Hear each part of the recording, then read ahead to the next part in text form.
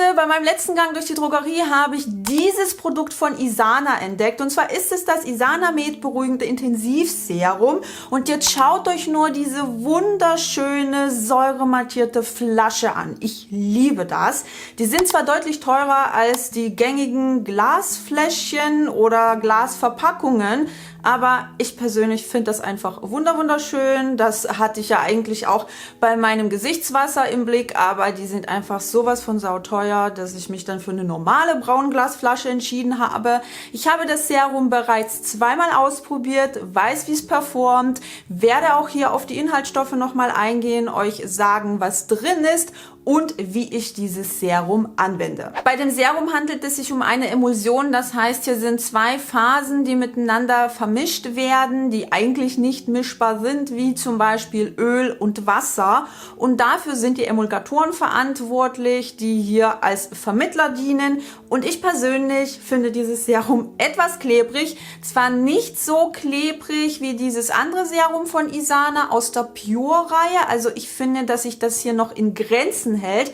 Aber dennoch bin ich einfach kein großer Fan von diesen spürbar klebrigen Produkten auf meiner Haut.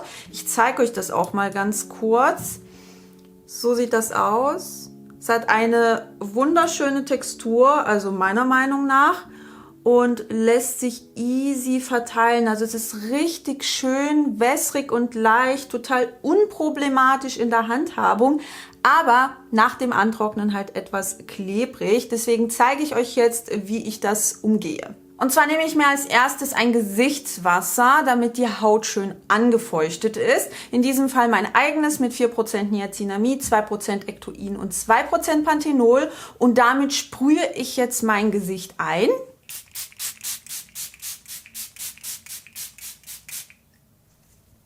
So ungefähr, damit es einfach so ein bisschen feucht wird. Und dann nehme ich mir dieses Serum, gebe mir was davon auf den Handrücken. So ungefähr. Und dann kommt noch was dazu, und zwar ein Produkt auf Ölbasis. Ich nehme hier meinen Bakuchiol Booster mit 1% Bakuchiol und 1% Q10 und gebe davon noch ein paar Tröpfchen drauf.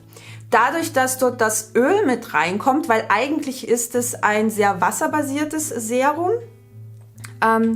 verteilt sich dieses Serum auch noch sehr viel einfacher über der Haut, und das Öl nimmt auch dem Produkt so ein bisschen die Klebrigkeit. Und jetzt muss ich mich beeilen, damit die Haut auch noch feucht ist, während ich das auftrage.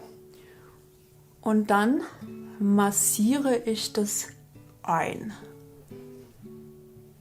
Ihr könnt natürlich auch jedes andere Öl benutzen, zum Beispiel ein reines Pflanzenöl, je nachdem, womit ihr gut zurechtkommt. An sich ist das Serum, wie gesagt, sehr leicht, und ich könnte mir durchaus vorstellen, dass es für Menschen mit öliger Haut gut geeignet ist. Da haben wir es. Und wenn ich jetzt über meine Haut drüber gehe, dann fühlt es sich überhaupt nicht mehr klebrig an. Darüber kommt jetzt selbstverständlich noch eine Sonnencreme, und zwar ist es das Isntree Hyaluronic Acid Watery Sun Gel. Da muss ich definitiv wieder nachbestellen, weil die Tube fast leer ist. Ich habe sie euch in meinen Skincare-Jahresfavoriten gezeigt. Falls ihr euch dafür interessieren solltet, ich packe euch das Video wie immer unten in die Infobox und oben in das i. Dann könnt ihr alle meine Skincare-Favoriten aus dem letzten Jahr nochmal sehen. So.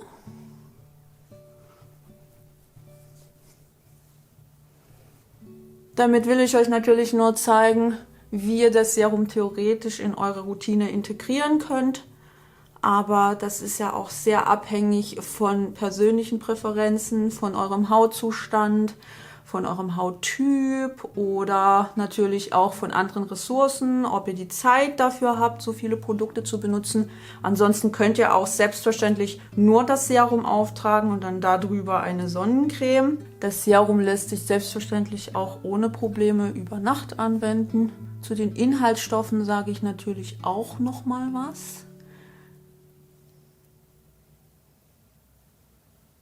So würde ich das Isana Serum in meine Routine integrieren. Ich persönlich finde das auf diese Art und Weise sehr angenehm. Also zumindest, wenn ich es auf angefeuchtete Haut auftrage und so ein bisschen Öl beimenge, weil es mir einfach ansonsten zu klebrig auf der Haut ist und zu stark filmbildend. Aber wenn ich es nach meiner Methode mache, dann spüre ich das Serum überhaupt nicht auf meiner Haut. Dann werfen wir mal ein Auge auf die Inhaltsstoffe. Wir haben feuchtigkeitsbindendes Glycerin und auch feuchtigkeitsbindendes Panthenol. Dem Panthenol würde ich tatsächlich keinen anderen Effekt zuschreiben wollen, weil hier für die Konzentration einfach zu gering sein wird. Und es ist auch noch reizlinderndes Allantoin enthalten. Außerdem einige pflegende Bestandteile, wie zum Beispiel Shea-Butter, aber auch Mandelöl. Das sind Pflanzenöle und ich weiß, dass es Menschen gibt, die mit Pflanzenöl nicht sonderlich viel anfangen können, aber da müsst ihr einfach selber schauen, ob und wie ihr damit zurechtkommt. Großartig ist die Tatsache, dass wir hier keine deklarationspflichtigen Duftstoffe und keine anderweitige Parfümierung drin haben. Das Serum trägt auch noch das DAAB-Siegel, was ich persönlich nicht verkehrt finde und was ich auch als recht hilfreich empfinde, denn hierfür müssen bestimmte Voraussetzungen erfüllt sein, wie zum Beispiel ein dermatologischer Test auf empfindlicher Haut und dieser Test muss auch entsprechend ausfallen. Diese Tests auf empfindlicher Haut sind auch deutlich teurer im Vergleich zu dermatologischen Tests auf unterschiedlichen Hauttypen, finde ich also gar nicht mal so verkehrt und eine bessere Orientierungsmöglichkeit im Vergleich zu anderen Siegeln. Das war's schon mit dem heutigen Video. Ich hoffe sehr, dass dieser kleine Check des Isana Med Serums hilfreich für euch war und ich habe auch übrigens eine Kanalmitgliedschaft. Also falls ihr mich dabei unterstützen möchtet, dass ich eben immer wieder neue Produkte kaufen und testen kann und auch so ein bisschen unabhängiger von Kooperationen werde, dann würde ich mich sehr, sehr freuen, wenn ihr Kanalmitglied werdet. Es gibt auch unterschiedliche Belohnungen, je nachdem, welche Mitgliedschaft ihr auswählt. Das Ganze ist auch jederzeit kündbar. Die Videos bleiben natürlich dennoch kostenfrei für euch zugänglich. Das ist einfach nur eine zusätzliche Möglichkeit des finanziellen Supports. Also wenn euch das möglich ist, wenn ihr meinen Content mögt, dann würde ich mich sehr darüber freuen und wenn nicht, dann ist auch alles tippitoppi.